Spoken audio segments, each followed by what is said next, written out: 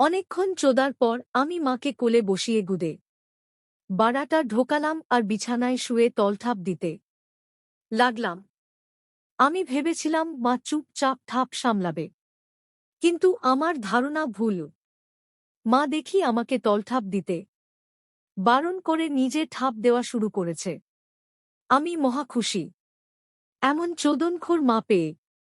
আর ওদিকে মায়ের ঠাপের চোটে আমার বাড়ার ডগায় মাল চলে এসেছে।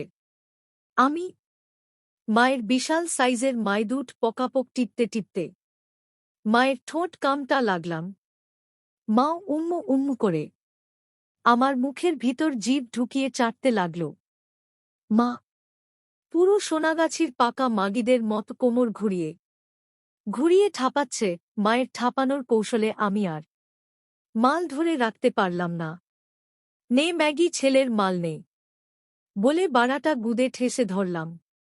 ঝরঝর করে এক কাপ গরম মাল মায়ের গুদের ভিতর গিয়ে পড়ল।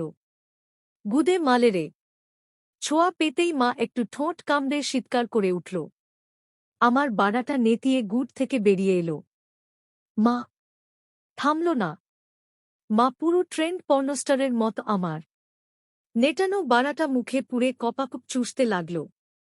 মায়ের জিভের ছোঁয়া পেতেই আমার বাড়াটা আবার ভীম আকৃতি ধারণ করল। মা বলল, নে এবার আমাকে চুদে শান্ত কর, না হলে আর কোনোদিন এই গুড় পাবি না। তবে রে ম্যাগি, দ্বারা দেখাবো তোকে চোদন কাকে বলে।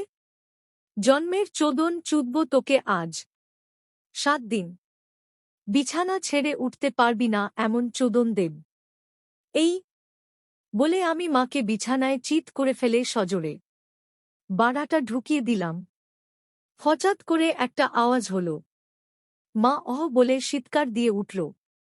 এবার শুরু করলাম আমার সেই প্রচণ্ড ঠাপ। আমার ঠাপের চোটে খাট থেকে কচকচ শব্দ আসতে লাগল। আর ওদিকে মা খিস্তির বন্যা বয়ে দিচ্ছে।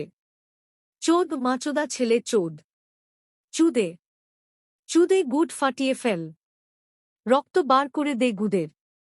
থামবি না যতক্ষণ জল না খসছে।